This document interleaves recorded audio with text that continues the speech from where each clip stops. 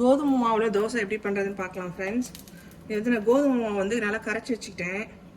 இந்த பீட்டர் மாவு போட்டு உப்பு போட்டு தேவையான அளவு உப்பு போட்டுட்டு இந்த மாதிரி பீட்டர் வச்சு நல்லா போட்டு கரைச்சிக்கிட்டேன். அப்போ தான் வந்து அந்த கட்டி கட்டி இல்லாமல் வரும்.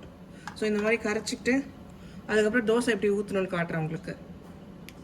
இப்போ இந்த தோசை வந்து ஆல்மோஸ்ட் ரெடி ஆகிடுச்சு. பார்த்தீங்கன்னா கொஞ்சம் கலர் வர ஆரம்பிச்சிச்சு. இப்போ இதை கொஞ்சம் வந்து தீ கம்மி பண்ணிக்கோங்க, சிம் வச்சுட்டு அதுக்கப்புறம் என்ன பண்ணணும், இப்போ தோசை ஊற்றிடலாம்.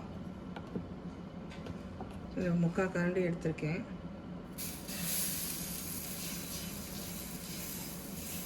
இந்த மாதிரி நல்லா தின்னா ஊற்றிக்கோங்க. அப்புறம் அதுக்கு மேலே எண்ணெய் ட்ரிசில் பண்ணிக்கலாம்.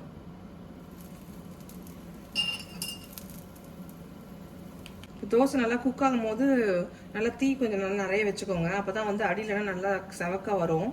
ஸோ நல்லா கொஞ்சம் தீ வச்சுக்கோங்க. திருப்பி போடும்போது தீ கொஞ்சம் அதிகமாக வச்சே பண்ணுங்கள். உங்களுக்கு தெரியும் பேர்ன் ஆகிற மாதிரி இருந்துச்சுன்னா அப்போ தீ கம்மி பண்ணிவிடுங்க. இப்போ பார்த்தீங்கன்னா ஒரு பக்கம் நல்லா செவந்துருச்சு. திருப்பி போட்டிருக்கேன். இந்த பக்கம் வந்து நல்லா குக் ஆகணும். இந்த பேக் சைடு வந்து ஃபுல்லாக கலர் மாறணும் ஓரளவுக்காவது. ஸோ அந்த அளவுக்கு குக் பண்ணலாம். பார்த்தீங்கன்னா தோசை நல்லா குக் ஆகிடுச்சு. கொஞ்சம் கலர் மாறி இருக்குது, இங்கெல்லாம் செவந்துருக்கு. இதை எடுத்துடலாம். வீட் தோசை ரெடி ஆகிடுச்சு ஃப்ரெண்ட்ஸ். இந்த ரெசிபி பிடிச்சிருந்தா லைக் பண்ணுங்கள், ஷேர் பண்ணுங்கள், சப்ஸ்கிரைப் பண்ணுங்கள்.